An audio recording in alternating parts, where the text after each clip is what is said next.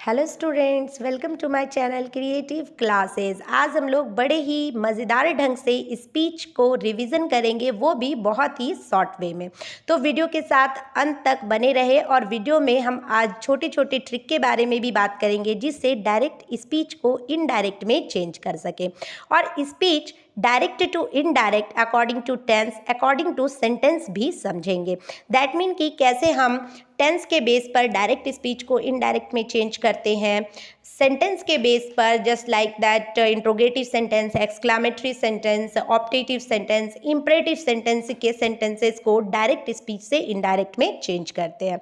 तो वीडियो को लाइक और शेयर जरूर करें और यदि चैनल पे नए हैं तो चैनल को सब्सक्राइब भी करें ताकि आसानी से आप जान सकें कि कैसे डायरेक्ट स्पीच को इनडायरेक्ट में चेंज करते हैं। तो चलिए वीडियो को स्टार्ट करते हैं। जैसा कि यहाँ पे लिखा है कि स्पीच जो है वो दो फॉर्म में होता है, एक डायरेक्ट स्पीच और दूसरा इनडायरेक्ट स्पीच। डायरेक्ट स्पीच जो होता है वो इन्वर्टेड कॉमा के साथ बनता है, जैसा कि यहाँ एग्जाम्पल भी लिखा है, Ram says I am a student. I am a student जो है वो इन्वर्टेड कॉमा में है, दैट मीन कि ये डायरेक्ट स्पीच है। इनडायरेक्ट स्पीच को कैसे क्लासीफाई करते हैं, तो इन्वर्टेड कॉमा रिप्लेस होकर दैट में बदल जाता है तो वह इनडायरेक्ट स्पीच बन जाता है। अब जब डायरेक्ट स्पीच को इनडायरेक्ट में चेंज करना हो तो हमें 3 रूल के बारे में पता होना चाहिए। वो रूल है पर्सन, टेंस और अदर पार्ट ऑफ स्पीच। साथ ही साथ हमें ये भी पता होना चाहिए कि जो हमारे सामने सेंटेंस दिया गया है उसमें कौन सा पार्ट रिपोर्टिंग वर्ब है और कौन सा पार्ट रिपोर्टेड स्पीच है। क्योंकि कई बार ऐसा होता है कि क्वेश्चन में पहले रिपोर्टेड स्पीच दिया होता है और बाद में रिपोर्टिंग वर्ब दिया होता है और क्लासीफाई नहीं कर पाने के कारण वो सेंटेंस गलत हो जाता है। तो सबसे पहला काम जब हम लोग डायरेक्ट स्पीच को इनडायरेक्ट में चेंज करते हैं तो हम समझते हैं कि कैसे हम क्लासीफाई करेंगे कि कौन सा पार्ट रिपोर्टिंग वर्ब है और कौन सा पार्ट रिपोर्टेड स्पीच। तो सेंटेंस में जो पार्ट इन्वर्टेड कॉमा के अंदर है वो रिपोर्टेड स्पीच कहलाएगा और जो पार्ट इन्वर्टेड कॉमा से बाहर है वो रिपोर्टिंग वर्ब कहलाएगा। अब जब हम डायरेक्ट स्पीच से इनडायरेक्ट में चेंज करते हैं तो हम देखते हैं कि रिपोर्टिंग वर्ब कौन सा टेंस में है। कि रिपोर्टिंग वर्ब यदि प्रेजेंट टेंस में है तो वो से या सेज के साथ बना होगा, पास्ट टेंस में होगा तो वो सेड के साथ बना होगा, फ्यूचर टेंस में होगा तो वो विल से या सेल से के साथ बना होगा।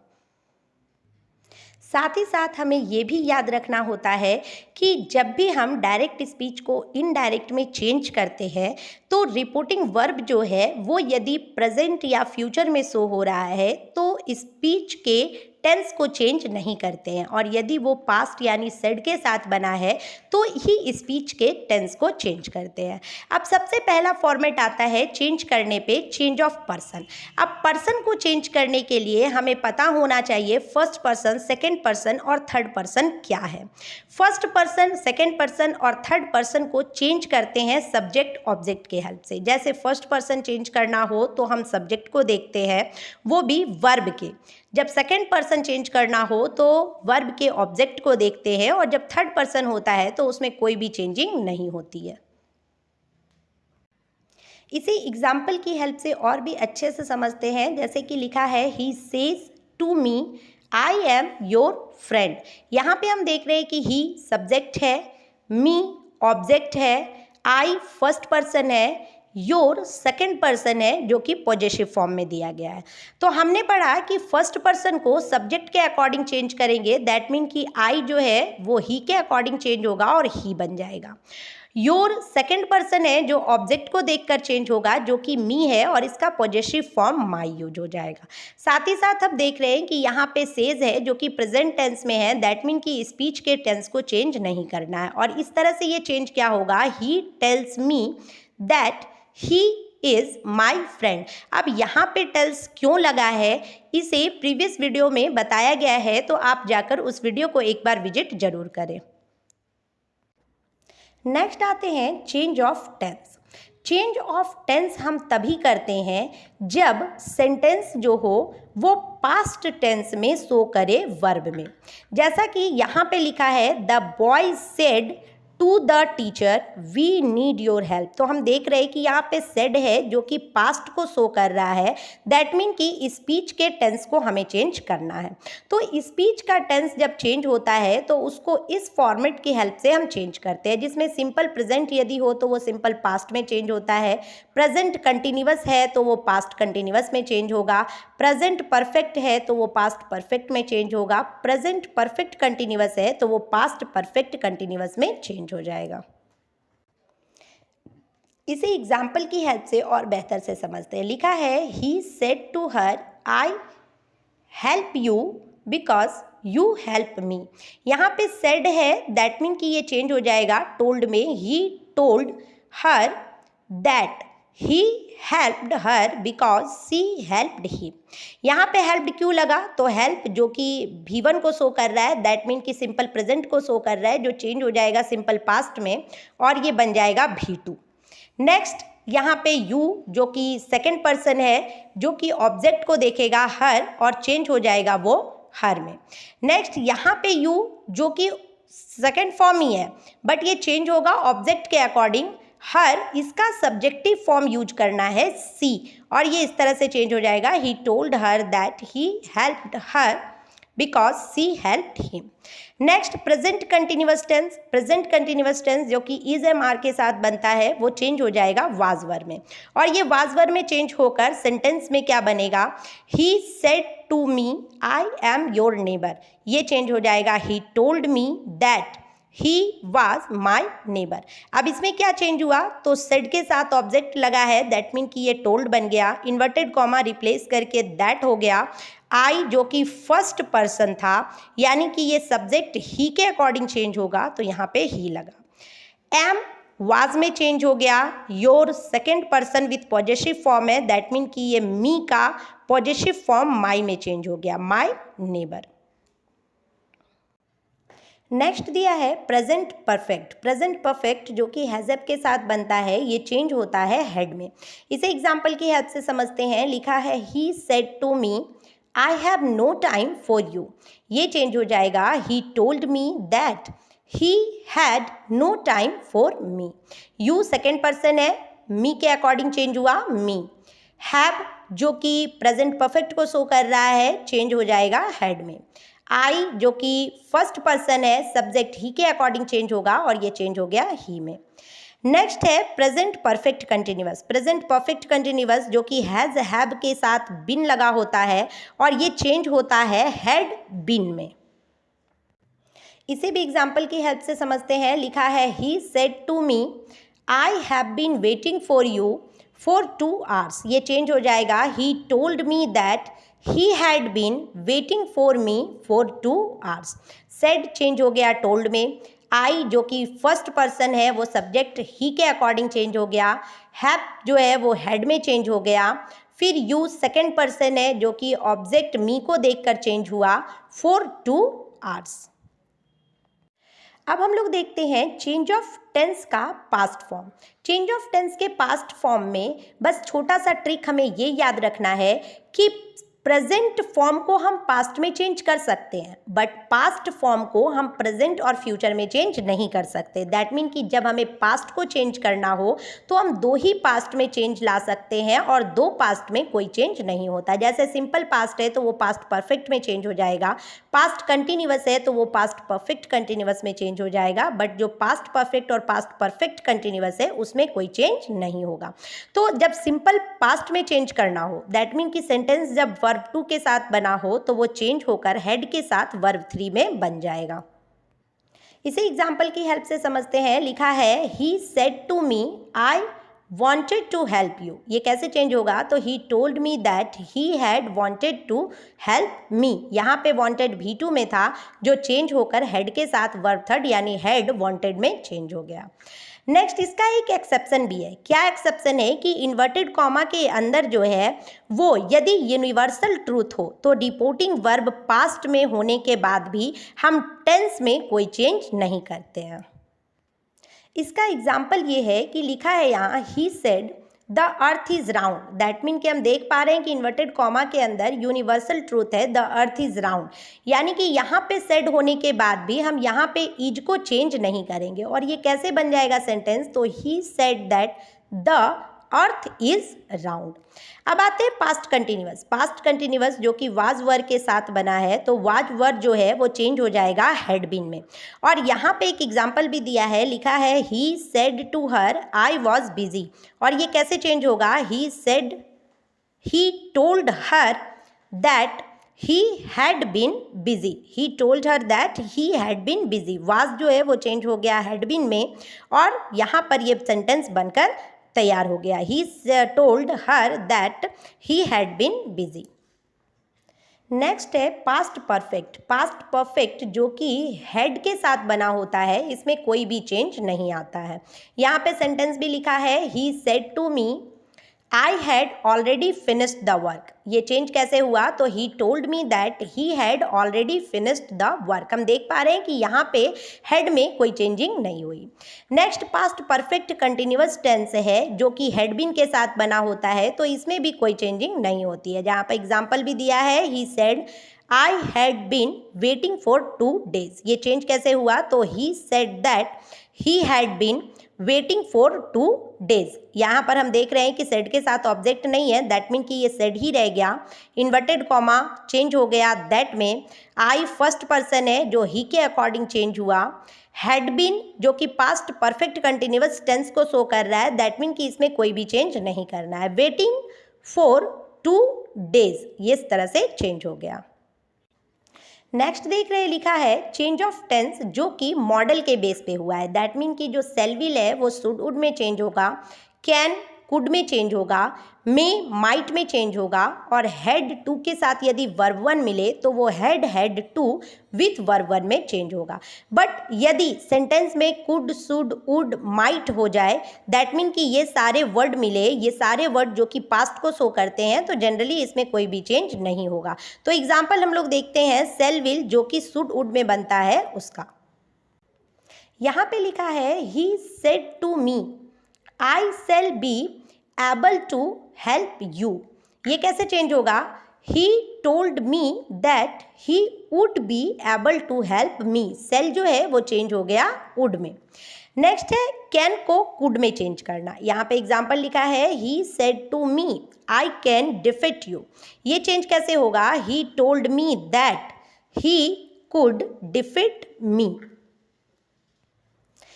नेक्स्ट यहाँ पे लिखा है जो कि हैड टू के साथ वर्ब वन से बना है, जो चेंज होगा had to with verb one में। एग्जाम्पल देखते हैं, लिखा है he said I had to wait. ये कैसे चेंज होगा, तो he said that he had to wait. अब हम लोग थर्ड पार्ट पढ़े थे जो कि पार्ट्स ऑफ स्पीच पे डिपेंड करता है, यानी कि जब हम भी हमें डायरेक्ट स्पीच को इनडायरेक्ट में करना हो तो सबसे पहले person, next tense and next other parts of speech का ध्यान रखना होता है।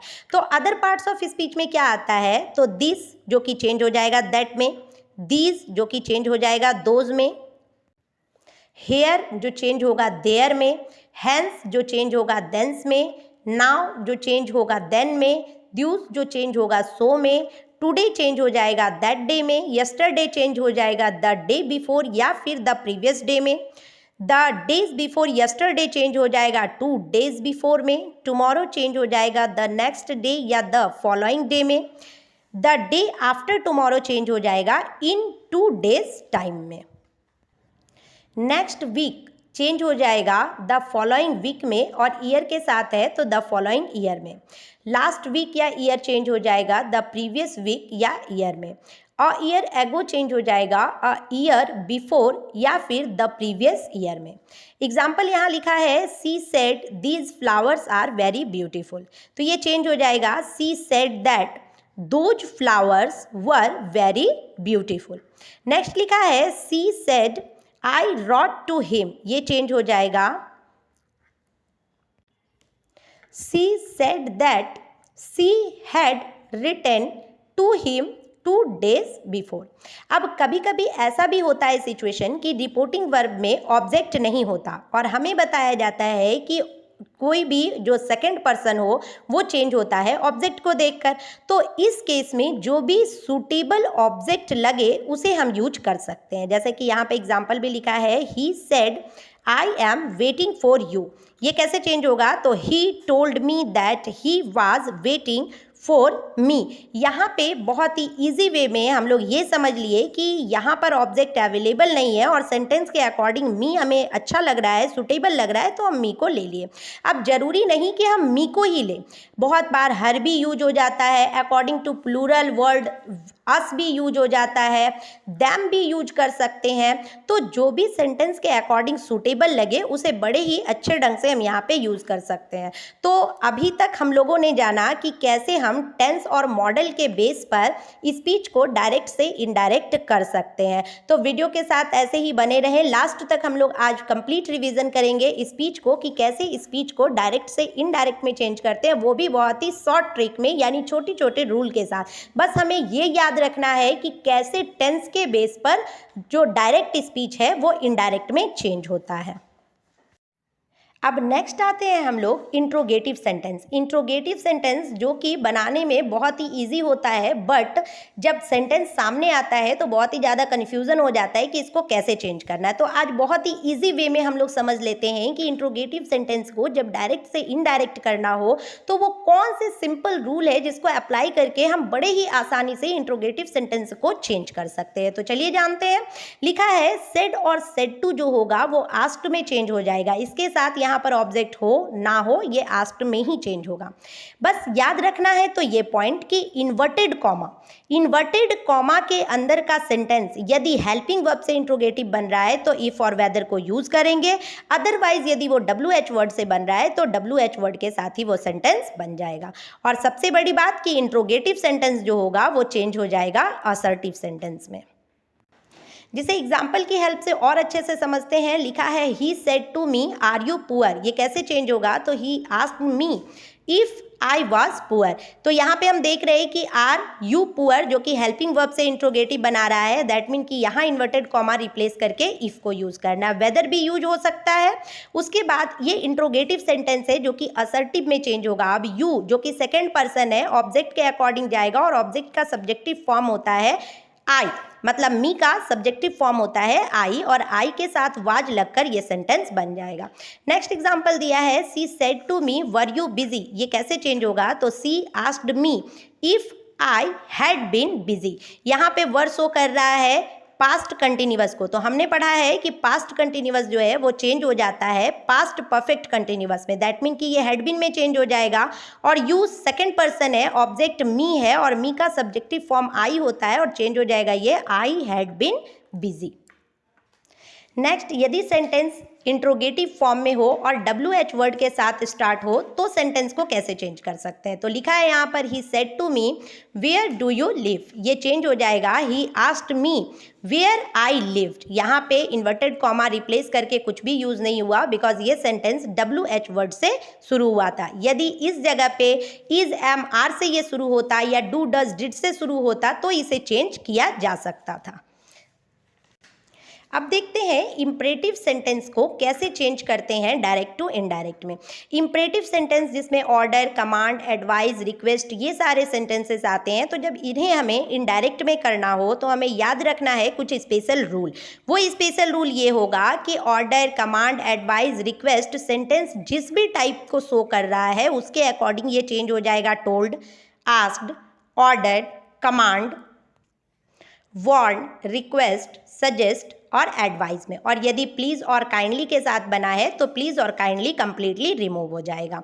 इन्वर्टेड कॉमा रिप्लेस करके टू को यूज़ करेंगे और यदि नेगेटिव फॉर्म में जैसे डोंट है या डिडंट से बन रहा है तो वहाँ पे नॉट टू हो जाएगा। एग्जाम्पल भी दिया है, लिखा है he said bring a glass of water. तो ये दो तरीके से बन सकता है, ही टोल्ड भी यूज कर सकते हैं, ही ऑर्डर्ड भी यूज कर सकते हैं। He ordered me to bring a glass of water. Object available ना होने पर भी हम अपने मन से सुटेबल ऑब्जेक्ट यहाँ पर यूज कर सकते हैं। नेक्स्ट देखते हैं कि ऑप्टेटिव सेंटेंस। ऑप्टेटिव सेंटेंस जो उसमें विश, ब्लेस, प्रे या फिर क्रस को शो किया जाता है, तो उस ऑप्टेटिव सेंटेंस को जब डायरेक्ट टू इनडायरेक्ट करना हो तो कुछ स्पेशल रूल है, उसे भी हम लोग समझ लेते हैं कि इसमें रिपोर्टिंग वर्ब जो होगा वो क्रस्ट, ब्लेस्ड, प्रेड या फिर विश्ड में चेंज होगा according to sentence. Inverted comma जो होगा उसे रिप्लेस करके दैट को यूज करेंगे और ऑप्टेटिव सेंटेंस जो होगा वो असर्टिव के जैसा बनेगा, यानी सब्जेक्ट के बाद वर्ब यूज होगा और एक्सक्लामेशन साइन के जगह पे फुल स्टॉप यूज होगा। इसे एग्जाम्पल की हेल्प से समझते हैं। लिखा है he said to me may you live long. ये कैसे चेंज होगा, तो he blessed me that I might live long. यहाँ पे मे जो है वो माइट में चेंज हो गया। सेंटेंस जो कि ऑप्टेटिव फॉर्म में था वो असर्टिव फॉर्म में चेंज होगा। दैट मीन कि हम सब्जेक्ट को पहले लिखेंगे जो कि यू है। यू सेकंड पर्सन है जो कि मी के अकॉर्डिंग जाएगा और मी का सब्जेक्टिव फॉर्म आई यूज हो जाएगा और इस तरह से ये सेंटेंस बनकर रेडी हो जाएगा। He blessed me that I might live long. अब हम लोग आते हैं एक्सक्लामेटरी सेंटेंस पे। एक्सक्लामेटरी सेंटेंस को डायरेक्ट टू इनडायरेक्ट करने के लिए कुछ स्पेशल रूल है जिसको याद रखना है। सबसे पहले तो एक्सक्लामेटरी सेंटेंस क्या होता है इसके बारे में हम लोग समझ लेते हैं कि एक्सक्लामेटरी सेंटेंस वो सेंटेंस होता है जो हमारे सडन इमोशन और फीलिंग को दिखाता है।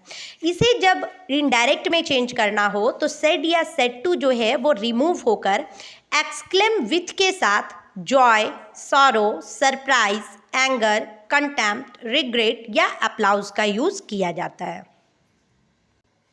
जब खुशी की बात हो तो एक्सक्लेम विथ जॉय लिखते हैं, जब शोक की बात हो तो एक्सक्लेम विथ सॉरो लिखते हैं, आश्चर्य में एक्सक्लेम विथ सरप्राइज लिखते हैं, क्रोध में एक्सक्लेम विथ एंगर लिखते हैं, तिरस्कार में एक्सक्लेम विथ कंटेम्प्ट लिखते हैं, प्रशंसा में एक्सक्लेम विथ अप्लाउज लिखते हैं और पश्चाताप में एक्सक्लेम विथ रिग्रेट लिखते हैं।